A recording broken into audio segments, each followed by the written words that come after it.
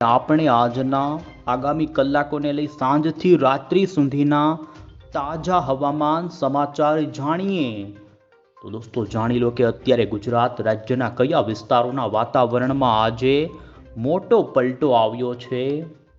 ખાસ આજના આ વિડીયોને દોસ્તો અંત સુધી જોવાનું રાખજો, કારણ કે ગુજરાતમાં આપણે જાણીશું આ ચોમાસાને લઈ જે નબળા ચોમાસાના સમાચારો ચાલી રહ્યા છે। એવામાં હવામાન નિષ્ણાંત અંબાલાલ પટેલે દોસ્તો ગુજરાતના કેટલાક જિલ્લાઓની અંદર નબળું નહીં પણ સારું ચોમાસું રહેશે તેવી આગાહી કરી છે।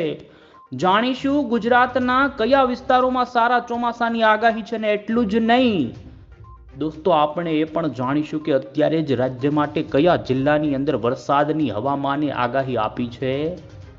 રાજ્યની અંદર અત્યારે આપ અહીં જોઈ શકો છો, અરબી સમુદ્રમાં સક્રિય સાયક્લોનિક વરસાદી સિસ્ટમના કારણે હવે પછી ગુજરાતના દક્ષિણ ગુજરાતના જિલ્લાના વાતાવરણમાં દોસ્તો વહેલી સવારથી લઈ અત્યાર સુધીની અંદર જેમાં કેટલાક વિસ્તારોમાં હળવા છાંટા સ્વરૂપેના ઝાપટા પડ્યા।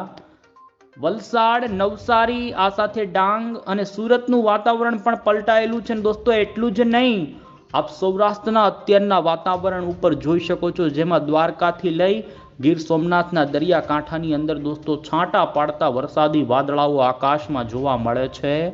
કચ્છનો દરિયાકાંઠો પણ વાદળોથી ઘેરાણો છે અને ત્યારે અત્યારની એક મોટી દોસ્તો અપડેટ આવી રહી છે કે ફરી પાકિસ્તાનના ભાગો પરથી આવી રહ્યું છે પશ્ચિમી વિક્ષોભ અને આ જ પશ્ચિમી વિક્ષોભના કારણે ગુજરાતની અંદર ફરી દોસ્તો તીવ્ર મેઘગર્જના અને ગાજવીજ સાથેના વરસાદની સંભાવના આવી રહી છે। આપણે જાણીશું ગુજરાતમાં ચોમાસું દોસ્તો ક્યારે બેસશે, આજે ચોમાસાએ કેટલું અંતર કાપ્યું ને અત્યારે ચોમાસું ક્યાં આવી પહોંચ્યું છે, મુંબઈમાં ચોમાસું ક્યારે આવે ને દોસ્તો આ તમામ અપડેટની સાથે સૌથી મોટા સમાચાર, ગુજરાતમાં વાવણી ક્યારે થશે અને હાલની અપડેટની અંદર ગુજરાતમાં સાર્વત્રિક વરસાદનો રાઉન્ડ ક્યારે આવશે, આ તમામ અપડેટો આપણે જાણીશું। એ પહેલા જો દોસ્તો તમે અમારી આ ગુજરાત ક્લાઇમેટ યુટ્યુબ ચેનલ પર નવા છો તો ખાસ મિત્રો આ ચેનલને સબસ્ક્રાઇબ કરી દેજો।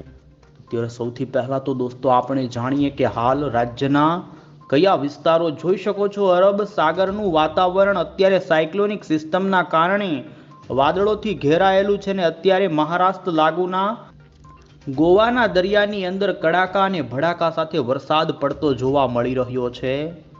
દક્ષિણ મહારાષ્ટ્ર સુધી તો દોસ્તો ચોમાસું આવી ગયું છે, પણ પાછલા 2 દિવસથી આ ચોમાસાએ અરબી સમુદ્રવાળી ચોમાસાની આ પાંખ દોસ્તો ધીમી પડી છે અને આજે રત્નાગીરીથી આગળ વધીને મહારાષ્ટ્રના હરનોઈ સુધી ચોમાસું આવ્યું, પરંતુ હજુ મુંબઈથી 100 કિલોમીટરના અંતરે ચોમાસું છે।